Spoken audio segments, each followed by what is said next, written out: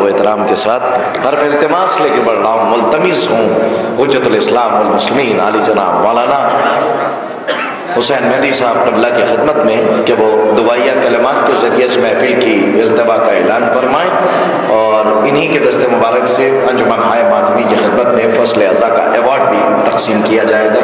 आप हज़रात सल्लल्लाहु अलैहि वसल्लम मोहम्मद वाले मोहम्मद।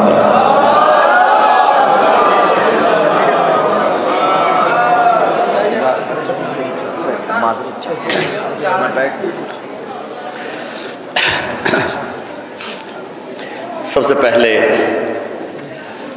तमाम शोराए कराम, उलमाए कराम और तमाम सामीन मोमिन व मोमिनात की खिदमत में अपने 10वें इमाम हज़रत इमाम अली नक़ी अलैहिस्सलातु वस्सलाम की विलादत की मुबारकबाद पेश करता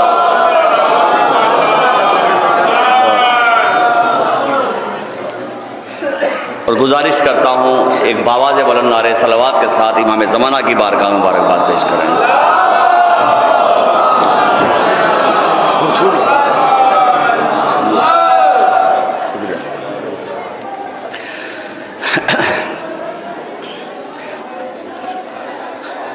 औज़ु बिल्लाहि मिनश शैतानिर रजीम बिस्मिल्लाहिर रहमानिर रहीम इन्नमा युरीदुल्लाहु लियुज़हिबा अन्कुमुर रिज्सा अहलल बैत व युत्तहिरकुम तत्हीरा।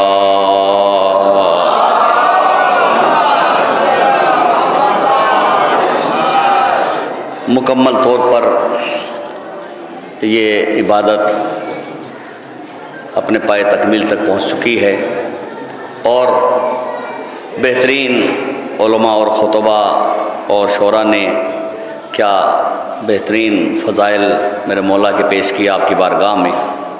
मैं भी 2-3 फ़िक्रे अपने मौला की बारगाह में बतौर नजराना पेश करना चाहता हूँ और इसीलिए मैंने इस आयत का इंतखाब किया और मैं समझता हूँ कि मेरे मौला की इससे बड़ी और फजीलत क्या होगी कि वो खानवादा के परवरदिगार आलम जिसके गिर्द आया ततहीर की बाउंड्री बनाए, वो खानवादा के जिसको अल्लाह ने आया ततहीर के हिस्सा में रखा, इससे बड़ी मैं फजीलत अपने मौला की नहीं बयान कर सकता कि जो आया ततहीर के हिसार में खानवादा हो, उस घर में जो बच्चा पैदा हो उसे नकी कहते हैं। जो माने से वाकिफ है वो तो वाकिफ ही है, नकी के माने हैं पाको पाकीज़ी की। 10वें इमाम का नाम यानी ऐसे ख़ानदान में जिसका नाम नकी रखा जाए और नकी से पहले अली, नकी से पहले अली। और चूँकि तफसील का वक्त नहीं, मैं 2-3 बात अर्ज़ करना चाहता हूँ। 10वें इमाम के हर इमाम की अपनी कुछ खसूसियात हैं, लेकिन 10वें इमाम के हवाले से 2 बातें अर्ज़ करना चाहता हूँ। वो ये कि जब हर इमाम ने तोहफे दिए हैं अपनी उम्मत को, अपने ज़माने के लोगों को, 10वें इमाम ने 2 ऐसे तोहफे दिए हैं जिसके बारे में उलमा से माज़रत के साथ, उलमा तो जानते ही हैं, मैं अपने बच्चों के लिए और जवानों के लिए बताना चाहता हूँ। 2 ऐसे तोहफे दिए हैं 10वें इमाम ने कि हम जितने शूर के सजदे करें वो कम है। 10वें इमाम ने जब मेरे मौला को गिरफ्तार करके लेके चले और 10वें इमाम का गुज़र कूफे से हुआ, मस्जिद कूफा के करीब से हुआ, तो 10वें इमाम ने, बहुत तवज्जो चाहता हूँ, 10वें इमाम का गुज़र जैसे ही मस्जिद कूफा के करीब से हुआ तो 10वें इमाम ने कहा कि रुक जाओ, रुक जाओ। तमाम कारवां रुक गया। जो कारवां का जो सालार था, जो इमाम को लेके जा रहा था, उसने कहा फर्जंद रसूल यहाँ क्यों रुक गए? इमाम ने कहा चूंकि आज रोज़े गदीर है। इमाम ने कहा चूंकि आज रोज़े गदीर है और मैं मस्जिद कूफा से बगैर अमाले गदीर किए हुए नहीं बढ़ सकता। गदीर का दिन था जिस दिन इमाम मस्जिद कूफा से गुजर रहे थे, रोज़े ईद गदीर था। इमाम ने कहा मैं उस वक्त तक नहीं गुजर सकता जब तक कि आमाले ईद गदीर न इमाम को गिरफ्तार करके लाया जा रहा है, लेकिन इमाम ने ये कह के बता दिया कि देखो मैं इमाम हूं, अगर ऐसे हालात भी हों कि तुम्हें कोई गिरफ्तार कर ले तो तब भी आमाले गदीर को फरामोश न करना। अगर ऐसे हालात भी हों, इमाम रुके। दो चीजें मैंने बताया, दो चीजें हैं जो हमें 10वें इमाम से मिली।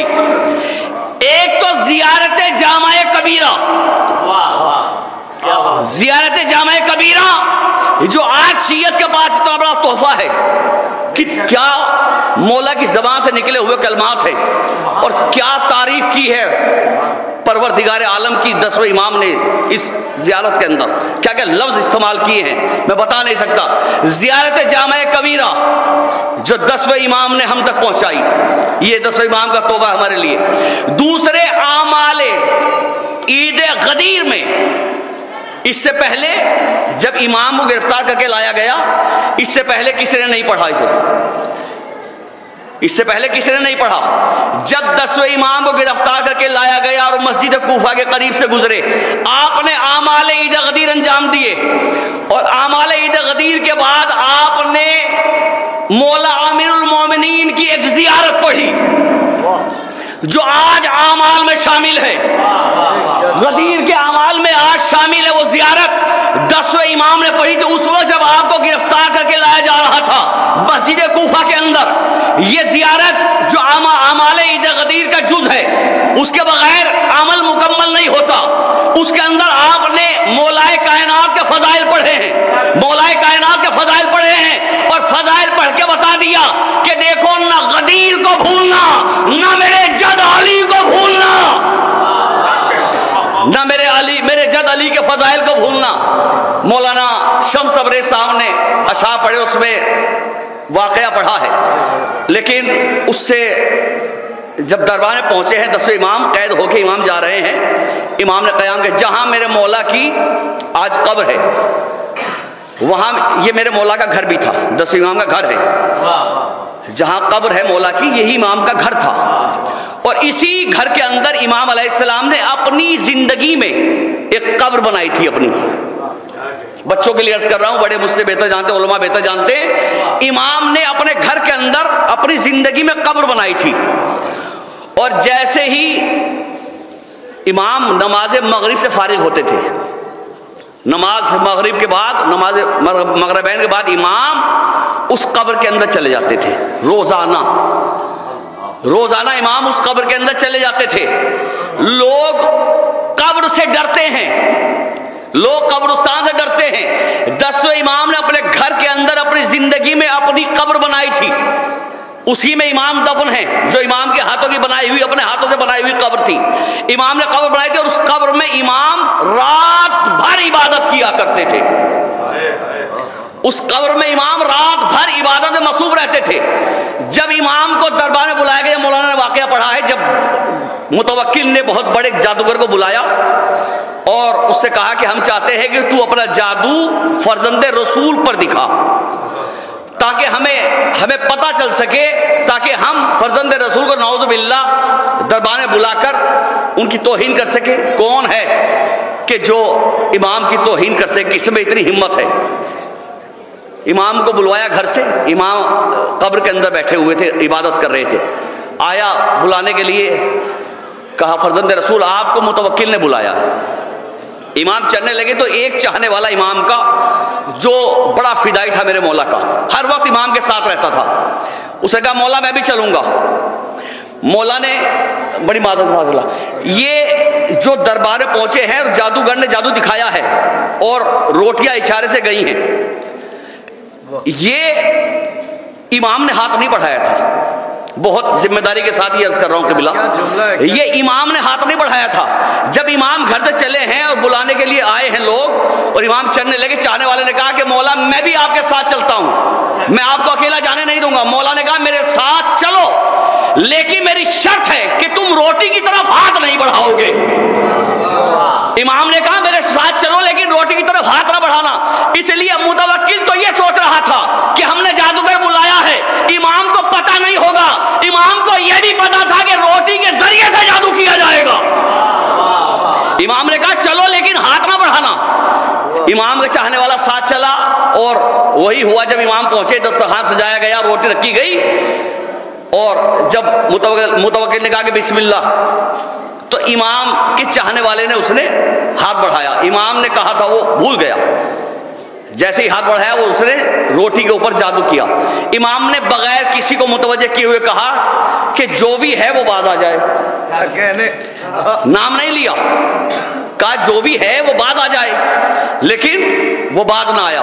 फिर उसने जादू किया। और तीसरी मर्तबा आप सुन चुके हैं वाकया अशार में, मैं बस एक फिक्रा करना चाहता हूं। जब वो नहीं माना तो फर्जंदे रसूल ने ना उंगली का इशारा किया, ना उस कालीन की तरफ देखा जिसपे शेर बना हुआ था, न देखा। क्यों? इसलिए कि ये सिफात इलाहिया के मजहर है। ये सिफात इलाहिया के मजहर है। अल्लाह की सिफत क्या है? इन्नमा अमरु इज़ा अरादा शैअन यक़ूलु कुन फयकुन। ये जैसे ही कुन कहते नहीं, इरादा करते हैं तो शय वजूद में आ जाती है। अल्लाह की सिफत है ये, और ये है सिफात इलाहिया के मजहर। जैसे ही जादू किया, इमाम ने न इशारा किया, न उसकी तरफ देखा, बस दिल में इरादा किया और एक जुमला कहा कि अली के शेर को जलील करने की कोशिश की जा रही है और तू देख रहा है। और इतना कहना था कि शेर निकला और दुश्मनों को खा के वापस अपनी जगह चला गया। जितने दुश्मन थे सबको निकला, अपनी जगह चला गया। और जाते हुए शेर ने कहा, फर्जंदे रसूल अगर इजाजत हो तो मुतवक्किल को भी अपनी खुराक बनाऊं। अरबी में कहा। मुतवक्किल ने सुना, मुतवक्किल ने ये सुना, और जैसे ये सुना दौड़ता हुआ आया का फर्जंदे रसूल मुझे माफ कर दीजिए, इससे कहिए कि अपनी असल हालत पे चला जाए। इमाम ने इशारा किया, वो अपनी असल हालत पे चला गया। अगर इमाम हल्का सा इशारा कर देते, अगर इजाजत हो तो एक रिवायत अर्ज करना चाहता हूं। कितने बड़े कितने दुश्मन थे। मैं ये किसी मजलिस से पढ़ चुका हूं ये बात, ये रिवायत अभी। बस एक जुमला अर्ज करना। इमाम को लोगों की निगाह में हल्का करने के लिए इमाम 20 बरस की उम्र में इमाम को 3 कैद खाने में रखा गया। तीन कैद खाने बदले गए इमाम के 20 बरस की उम्र में। और एक कैद खाना ऐसा था कि जिसमें इमाम को रखा गया, बस आखिरी बात है ये, यही से बददुआया कलमात। जहां इमाम को रखा गया वो ऐसी जगह कैद खाना था कि जहां शरीफ लोग जिस बाजार से गुजरते हुए अपनी जिल्लत समझते थे, ऐसी जगह इमाम को कैद रखा गया जहां शरीफ लोग जाते नहीं थे। इमाम कैद है। एक चाहने वाला इमाम का अपने आप को चादर में छुपाए हुए इमाम से मिलने के लिए आया। और आने के बाद रोने लगा, कहा मौला ऐसे मकाम पर आपको रखा गया, मेरा कलेजा टुकड़े हो गया। मौला आपको ऐसे मकाम पर कैद किया गया है, आपके दुश्मन ने ऐसी जगह रखा है। इमाम मुस्कुराए, कहा रो क्यों रहा है? तवज्जे, रो क्यों रहा है? का मौला मेरा कलेजा टुकड़े हो गया कि जिनकी शान में आयत तत्हीर नाजिल हुई हो, जो आयत तत्हीर के मिज़दाक हो, उन्हें ऐसे मकाम पे रखा जाए। इमाम ने कहा कि जरा मेरे करीब आ। इमाम ने उसके चेहरे पे हाथ फेरा। जैसे इमाम ने उसके चेहरे पे हाथ फेरा तो उसने देखा कि जन्नत का बाग है, खादिम खिदमत करने में मसरूफ हैं, दूध की नहरें बह रही हैं, इमाम बैठे हुए हैं, बेहतरीन महल है। का मौला ये क्या है? मौला ये क्या है? कहा जो तूने देखा वो असल नहीं है, असल ये है जो तू देख रहा है। जो इससे पहले तूने देखा वो असल नहीं था, असल ये है जो तू देख रहा है। का मौला ये क्या है? कहा हम जहां भी जाते हैं अपना माहौल साथ लेकर जाते हैं। हम जहां भी जाते हैं अपना माहौल साथ लेकर जाते हैं। हम जहां भी जाते हैं अपना माहौल साथ लेकर जाते हैं। अब जो लोग ये कहते हैं कि हम कैसे मान ले, मजलिस में जनाब सैयदा आती हैं, मजलिस जन्नत बन जाती है, घर जन्नत बन जाता है, महफिल में अहले बैत आते हैं, महफिल जन्नत बन जाती है, हम कैसे मान ले? अरे मौला ने कहा तो है कि हम जहां जाते हैं माहौल साथ लेके जाते हैं।